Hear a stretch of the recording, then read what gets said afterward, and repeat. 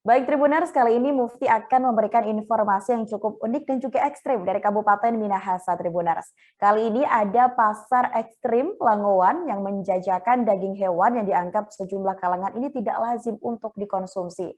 Sebut saja ada ular piton, ada kelelawar, biawak, tikus hutan, kucing, babi hutan, dan anjing diperjualbelikan secara bebas di pasar ini.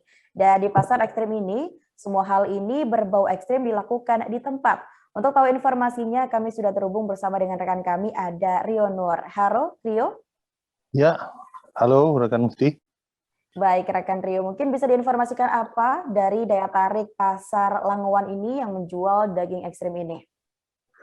Jadi pasar Langowan ini satu di antara pasar dari banyak pasar ekstrim yang ada di Sulawesi Utara. Kalau melihat sekilas memang untuk mengunjungi pasar ini sepertinya membuat orang bakal bergidik karena bagi kebanyakan orang melihat itu pengolahan penjualan daging ekstrim itu memang cukup membuat bisa dibilang seram. Tapi entah kenapa justru dari label ini ekstrim ini menjadi daya tarik tersendiri dari pasar ekstrim ini. Justru waktu tahun 2019 itu ketika serbuan gelombang wisatawan asal Cina masuk ke Sulawesi Utara, pasar ekstrim ini menjadi salah satu destinasi kunjungan yang dikunjungi oleh wisatawan. Dan itu sudah memang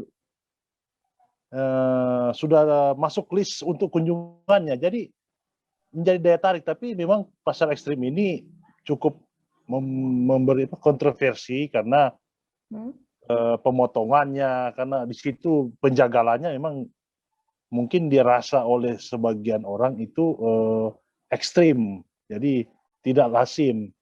Ya, demikian. Baik, Rio. Dan mungkin dari informasi didapatkan ini, mengapa daging ekstrim ini begitu digemari oleh banyak orang di Minahasa, Rio? Iya, terima kasih rekan Mukti. Mungkin sudah jadi tradisi budaya masyarakat Minahasa sejak dari zaman dulu nenek moyang. Di sini memang mengonsumsi jenis-jenis makanan seperti itu, daging-daging ekstrim seperti ular piton, seperti daging kelelawar.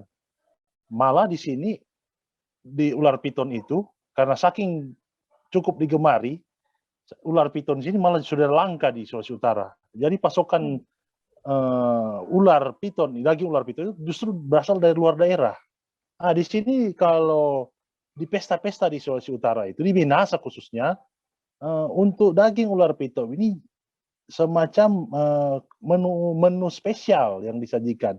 Biasanya masyarakat Minahasa itu menyajikan, mengolah menu ini dengan banyak rempah-rempah dedaunan lokal dan banyak cabai rawit, menghasilkan cita rasa pedas.